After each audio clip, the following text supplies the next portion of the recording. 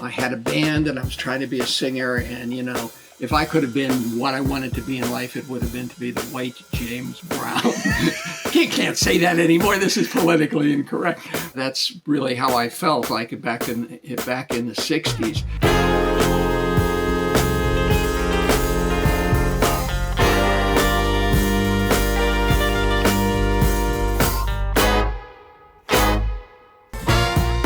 Hi, I'm Ed Salamon. I was in radio since 1970 and collecting records since about 1955 when I was only 6 or 7 years old. And I want you to see some of my collection.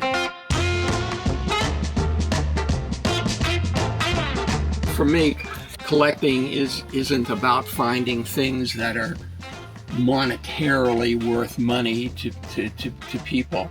So when you start asking me about what here is like the best stuff to me is the stuff that matters to me. It's usually people that I'm a fan of or worked with or had a relationship with.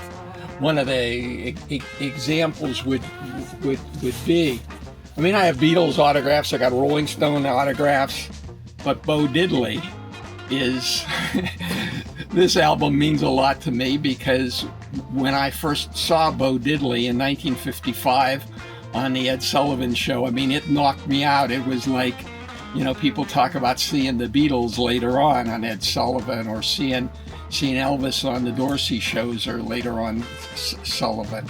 And so to be able to get to meet him a few times and interview him was really nice. So he signed this is his first album, which I bought when I was a kid. Started collecting records in around that time, 1955, and I always say that my first 45s were 78s because my parents didn't have a 45 RPM player. They had one of the old 78 RPM players. Importantly to you guys visit is that these shelves have to be exact. Each cube in these shelves has to be exact.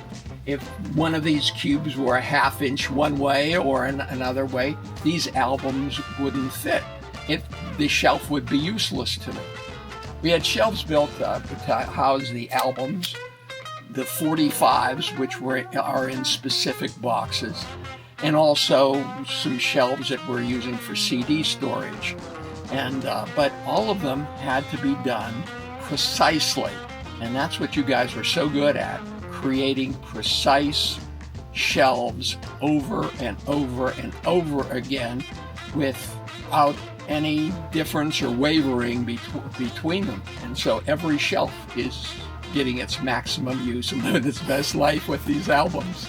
How many albums do you have? No idea, I really don't. Ballpark? And some of them, no. We could sort of figure it out.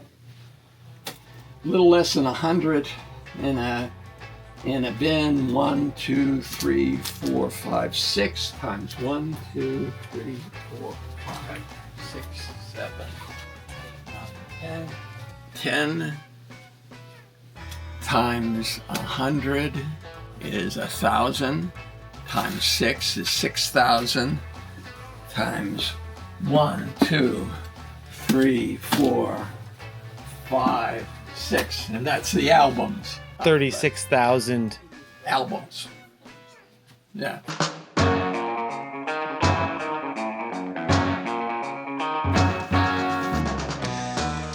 One of the neat things about living in Nashville is hanging around with music people, and one of my friends over the years has been Gary Talent, who is the bass player for the E Street Band.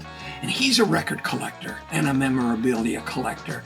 And so we get to trade things. And sometimes he trades me stuff that's very, very cool.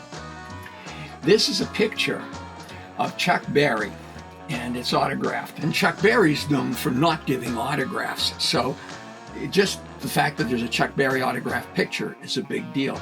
But what makes this a big deal to me and why I always treasure it is once upon a time, the Bruce Springsteen and the E Street Band were not very big. In fact, they were the supporting act for Chuck Berry and Jerry Lee Lewis.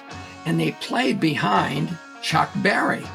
And so they're playing behind Chuck Berry, who doesn't rehearse with the band, and he's usually often disappointed when they don't know everything.